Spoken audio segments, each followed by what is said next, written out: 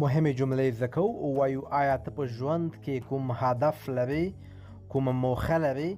داسې وایو hast du ein Ziel im Leben؟ hast du ein Ziel im Leben؟ Ziel وایي موخه، هدف، ټارګټ.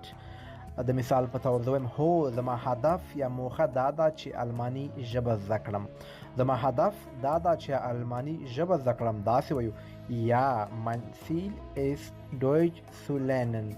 mein Ziel ist Deutsch zu lernen. زما موخه، زما هدف دا ده چې زه الماني ژبه زده کړم.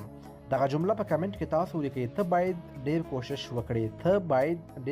وکړې. تاسو ولیکئ دوستانو. که زما اکاونټ مو روزمره وکړه په تقریبا دې کې 3000 نه زیاتې ویډیوګانې دي. ټول الماني ژبه باندې مهم لغتونه دي، اصطلاحات دي، جملې دي. کوشش وکړئ، وخت ورکړئ بدون د الماني ژبې په جرمني کې ژوند او په اروپایي ملکونو کې ژوند لږ غوندې